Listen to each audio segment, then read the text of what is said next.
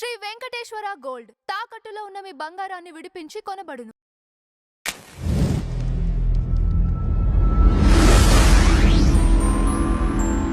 Madam నమస్కారం. నమస్తే అండి. మేడం కొనిదెల ఉపాసన ఇచ్చిన స్టేట్మెంట్ ఫ్రీజ్ యువర్ ఎగ్స్ అని ఇచ్చిన స్టేట్మెంట్స్ ఒక విధంగా కొన్ని వివాదాలకు దారితీస్తుంది. కొంతమంది సపోర్ట్ చేస్తున్నారు. ఈ సిస్టమ్ పైన ఇప్పుడు తను చెప్పిన దానిపైన మీ అభిప్రాయం? ఇది భిన్నాభిప్రాయాలు వ్యక్తం అవుతాయండి ఇలాంటి అంశాల మీద. ప్లస్ ఆవిడ ఐఐటికి వెళ్ళి ఈ సబ్జెక్ట్ మీద ఎందుకు మాట్లాడారో నాకు అర్థం కాలేదు. అంటే ఫస్ట్ థింగ్, ఆవిడ మేబీ హాస్పిటల్స్ నిర్వహిస్తూ ఉండొచ్చు, but she not a doctor. కానీ ఆవిడ ఎగ్స్ ఫ్రీజ్ చేసుకుని ఆవిడ 27 ఏళ్ళకి, ఇప్పుడు నాకు పెళ్ళి ఎప్పుడు చేసుకున్నారో తెలియదు, 10 ఏళ్ళ పైన అయింది ఆవిడది, 10 ఏళ్ళు 12 ఏళ్ళు అయినట్టుందండి. తర్వాత అప్పుడు ఆవిడ పిల్లల్ని కనలేదు. 2 years బ్యాక్ ఒక బేబీని కన్నట్టున్నారు, గర్ల్ బేబీ. తర్వాత ఇటీవల కాలంలో చిరంజీవి గారు ఇచ్చిన స్టేట్మెంట్ చాలా కాంట్రవర్సీ క్రియేట్ చేసింది, మీకు గుర్తుంది కదా.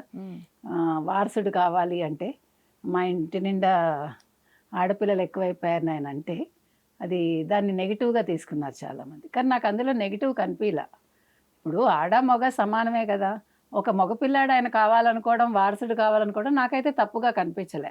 ఇప్పుడు ఈ దెబ్బలాడిన వాళ్ళందరూ కూడా, అందరూ కూతుళ్ళని కనరు, అందరూ కొడుకులను కనరు, కొడుకులైతే కొడుకు కావాలనుకున్న వాళ్ళు కూడా ఉంటారు అందులో. అంటే పైకి అందరూ నటిస్తారు కొంతమంది. ఆవిడ ఎగ్స్ ఫ్రీజ్ చేసుకున్నారు, ఇప్పుడు ట్విన్స్ని కనబోతున్నారు ఆవిడ.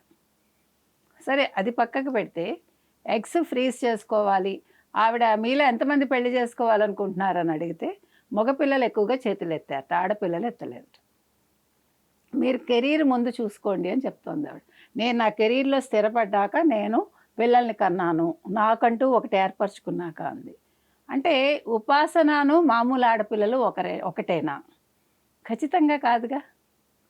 ఉపాసన తాత పేరు చెప్పకుండా, తల్లి తండ్రి పేరు చెప్పుకోకుండా, మావగారి పేరు చెప్పుకోకుండా, భర్త పేరు చెప్పుకోకుండా ఉపాసనగా ఒక బిజినెస్ పెట్టి ఆవిడ సక్సెస్ అయిపోతారా?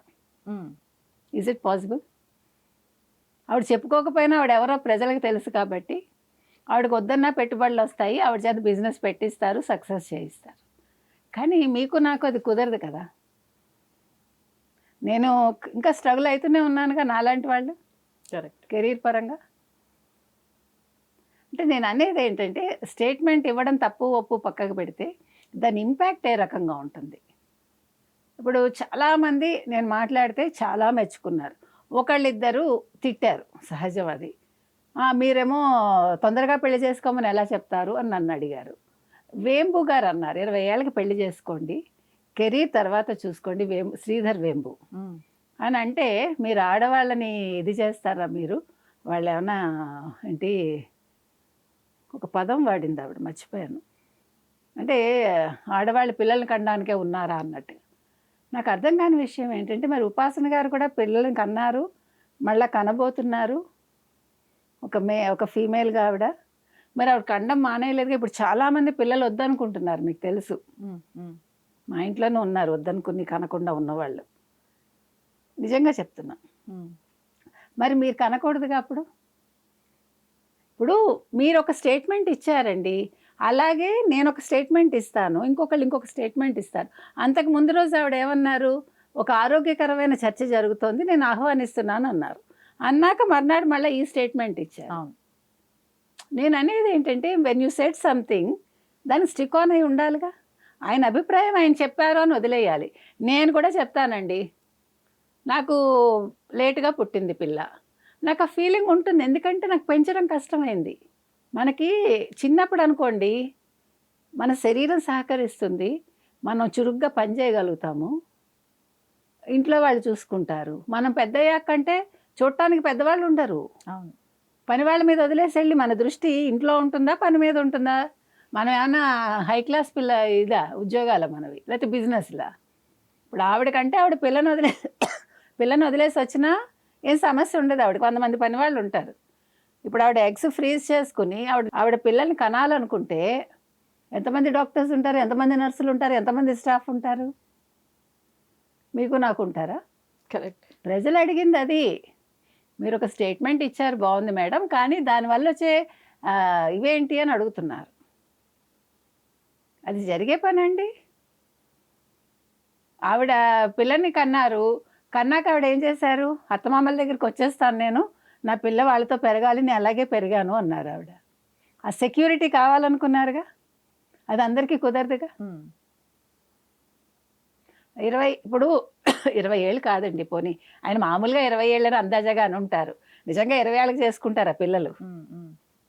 పోనీ 22, 23, 24 పెళ్లి చేసుకోండి.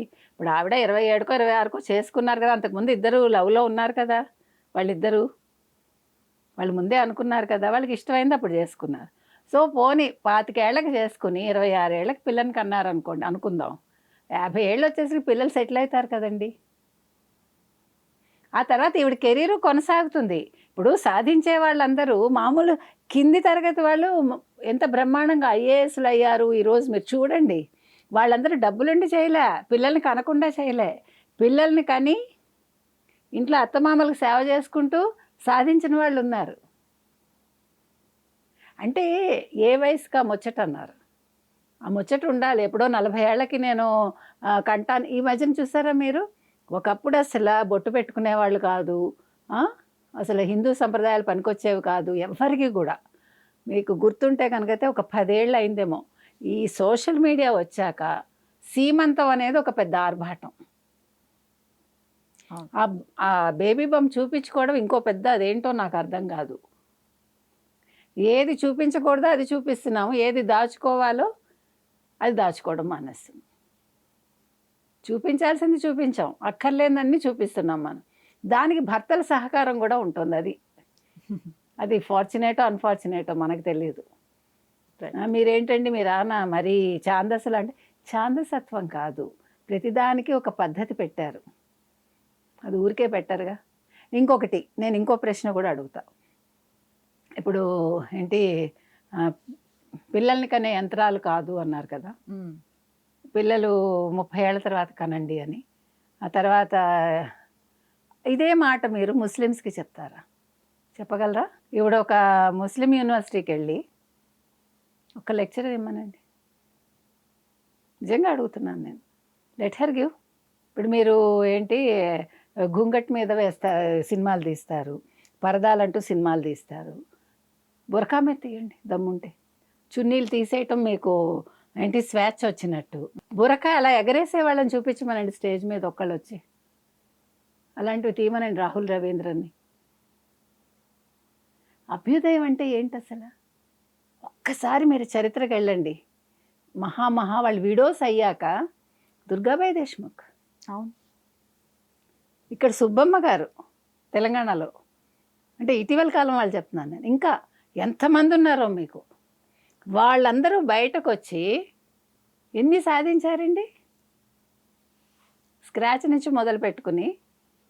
నేను అనేది సాధించాలనుకుంటే మనకి చున్నీ అడ్డు కాదు, బురకా అడ్డు కాదు, ఏది అడ్డు కాదు, మీకు చెయ్యాలి అనే ఒక తపన మీలో ఉండాలి. కాబట్టి ఇవాళ నేను ఉపాసన గారిని అడుగుతున్నది ఏంటంటే, ఓకే ఉపాసన గారు మీరు చెప్పింది చాలా బాగుంది, ఎగ్స్ ఫ్రీజ్ చేయాలి, ఆ ఫ్రీజ్ చేయడానికి ఎన్ని లక్షలు ఖర్చు అవుతుంది నాకు ఎగ్జాక్ట్గా తెలీదు. ఒక పని చేయండి, మీరు అపోలో కాబట్టి చాలా పెద్ద సామ్రాజ్యం అది, మీరు ఎవరైతే ఎగ్స్ ఫ్రీజ్ చేసుకోవాలనుకుంటున్నారో వాళ్ళందరికీ మీరు ఉచితంగా ఆ ఫ్రీజ్ చేసుకునేలాగా ఏదైనా ఒక యూనిట్ స్టార్ట్ చేసి ఫ్రీగా పెట్టండి. Middle class, upper middle class, lower middle class, మొత్తం ఆల్ ఓవర్ ఇండియా పెట్టండి, వచ్చేవాళ్ళు వస్తారు. ఇప్పుడు నేను ఎవరిని కూడా మీరు చేసుకోవద్దని నేను చెప్పను, who am I to say. ఇప్పుడు ఎప్పుడు పెళ్లి చేసుకోవాలో అమ్మాయి అబ్బాయి ఇష్టం, తల్లిదండ్రుల ఇష్టం, అంతే కదా. నేను ఒకటే చెప్తున్నా, ఇప్పుడు మీ పరంపర మీకు ఉంటుంది, మీ ఇంట్లో ఒక సంప్రదాయం కొనసాగుతుంది, సరే ఇంటర్ క్యాస్ట్ మ్యారేజెస్ జోలికి నేను వెళ్ళను, శుభ్రంగా చేసుకుంటున్నారు, ఇంటర్ రిలిజియన్ చేసుకుంటున్నారు, హ్యాపీగా ఉండడం అనేది అల్టిమేట్గా కావాలి. కానీ ఇంకొక పాయింట్ ఏం చెప్తానంటే, 2 రిలిజియన్స్ మధ్య పెళ్ళైనప్పుడు ఏ రిలిజియన్ ఎవరిని కూడా డామినేట్ చేయకూడదు, అందుకు ఇష్టమే చేసుకోవాలి. సో ఇవాళ మనం ఉపాసన గారిని అడుగుతున్నది ఒకటే, మీరు ఒక ఫ్రీ ఇది పెట్టండి చక్కగా, మీ క్యాంప్ ఏ రకంగా నడుస్తుందో చూద్దాము, అందరూ ఇష్టమైన వాళ్ళు వస్తారు అక్కడికి. Right madam, thank you.